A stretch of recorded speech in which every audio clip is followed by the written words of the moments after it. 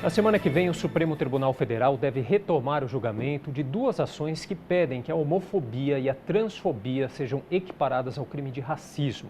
Após 5 sessões, 6 dos 11 ministros já votaram a favor de que a discriminação por orientação sexual e identidade de gênero seja considerada um tipo de racismo. Bom, na prática, a medida criminaliza a homofobia no Brasil.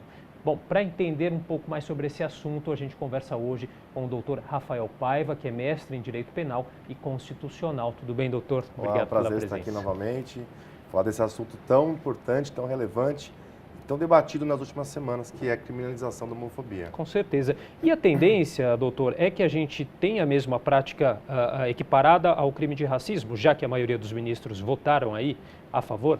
Sim, como 6 ministros já votaram a favor da criminalização, ainda que o julgamento seja retomado na próxima semana, é uma questão já decidida. Então, de fato, a homofobia e a transfobia já são equiparadas ao crime de racismo no Brasil. Pelo menos até que uma lei seja aí tramitada e discutida pelo Congresso, Exatamente. Né? E aí na prática, então, para a gente entender um pouco melhor, o que pode ser considerado a crime nesse caso da homofobia e da transfobia? Um exemplo clássico de homofobia, que será agora responsabilizado como racismo, é, por exemplo, a conduta de um comerciante que impeça a entrada de um homossexual no seu estabelecimento comercial, um clube que impeça a inscrição de um casal homossexual. Tudo isso é homofobia. Então, as mesmas práticas que a gente já aplicava para o racismo são condutas que não atingem o indivíduo apenas como pessoa. Então, não é aquela injúria, não é apenas aquele crime contra a honra que atinge aquele indivíduo. Atinge toda aquela classe, atinge todos os homossexuais, todos os indivíduos que sofrem esse tipo de preconceito há muito, muito, muito tempo. A gente tem relatos aí de indivíduos que são proibidos de entrar em algumas lojas porque os seus proprietários, os gerentes, vendedores, são contra a opção sexual deles. Isso tem que acabar, isso é uma coisa inadmissível, por isso a importância dessa lei. Uhum. E aí, qual que é a punição para esse crime de racismo, né? Que agora Sim, será? A punição, ela até que não é tão alta, né? Normalmente os crimes de racismo, eles vão de 1 a 3 anos de reclusão. A grande diferença aqui é que tanto o crime de racismo como agora o crime de homofobia, eles passam a ser considerados crimes imprescritíveis e insuscetíveis de fiança. Então, hoje, o indivíduo que pratica um ato homofóbico, ele não vai mais ter o direito, por exemplo, de pagar uma fiança para responder o processo em liberdade. Então, se ele praticou um crime de homofobia há 20 anos, esse crime não vai prescrever. Ele pode ser punido ainda que passe um bom tempo. Na opinião do senhor, a gente deve ter uma lei específica para tratar dessas questões? Olha, esse é um tema polêmico, né? A gente critica muito, na academia mesmo, a questão da tipificação exacerbada de condutas. A gente tem hoje no Brasil muitos crimes, muitos tipos penais, e a gente sabe que o direito penal, ele não resolve todas as mazelas da sociedade. Mas, particularmente, eu acho interessante a medida. Eu acho importante porque o direito penal tem uma função pedagógica. Então, de mostrar para esse indivíduo, principalmente no atual cenário que nós vivemos hoje no Brasil, é importante ele entender que, em que pese ele ter o direito de concordar ou não, ele não pode mais impedir que o indivíduo que pense diferentemente dele possa acessar um estabelecimento, um restaurante, possa ter uma vida normal. Então, não resolve o problema, mas é importante. Vamos lembrar que em 2006, a gente tinha muito debate sobre a Lei Maria da Penha. E muita gente questionava também, mas será que a mulher precisa de um tratamento diferenciado? E a gente vê que a gente precisa. E hoje, nós estamos aí em 2019, quantos anos de Lei Maria da Penha, e o problema persiste, as mulheres continuam sendo agredidas, continuam sofrendo, e a lei ainda é fraca. Então, eu acho importante a lei, ela vai ter um caráter pedagógico, ela vai mostrar para esses indivíduos que eles não podem simplesmente ofender ou impedir que uma pessoa tenha acesso a serviços públicos ou privados, não importa, só em razão da sua orientação sexual. Agora, qual que é o panorama que a gente tem no país em relação a leis ou regras, medidas que tratam dessa questão da homofobia.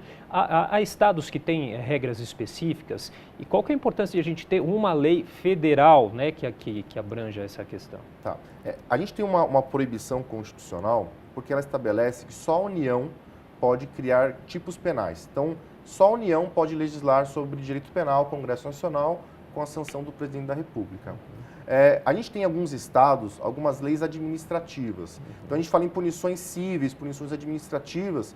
Por exemplo, para o estabelecimento flagrado numa prática de homofobia, ele pode ter até as portas fechadas, pode ser obrigado a suspender as suas atividades por algum tempo. Mas não era crime, né? A gente sempre tipificou esses crimes de homofobia como crimes contra a honra, que são crimes que têm penas muito menores, no máximo de 1 ano. Então, agora, isso tende a mudar e, pelo menos, algumas pessoas vão se sentir um pouco mais reprimidas para praticar esses atos que são aviltantes, com certeza. E qual que é o panorama que a gente tem no mundo, né? Muitos países têm leis que tratam do assunto? Temos. Até brinco que os países mais desenvolvidos já tipificam a homofobia.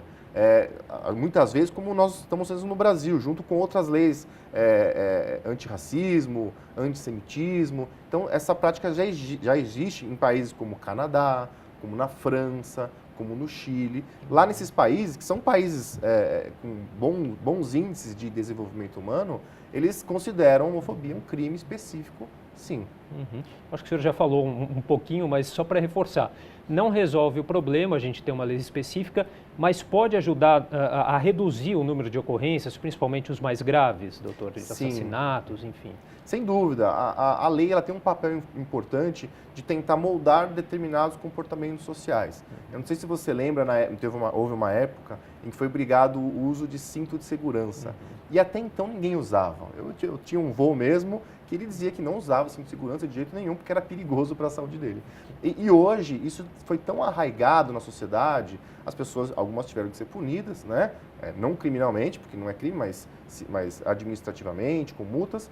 Isso se tornou um comportamento. Então a lei, ela tem esse importante papel de amoldar os comportamentos da sociedade. Então, se hoje a gente vive uma situação muito grave, porque homofobia sempre existiu, mas a gente vê que hoje alguns segmentos da sociedade, eles se sentem legitimados a exteriorizar esse comportamento. Isso é muito perigoso. A gente tem casos inúmeros, atendo no meu escritório, inúmeros casos de indivíduos que sofrem homofobia, que são impedidos de entrar em festas, em baladas, restaurantes, porque são homossexuais. Isso é uma conduta que a gente não quer para a nossa sociedade, é uma conduta aviltante e fere, inclusive, a nossa Constituição Federal, porque ela estabelece lá que um dos objetivos da nossa República é de evitar qualquer tipo de discriminação.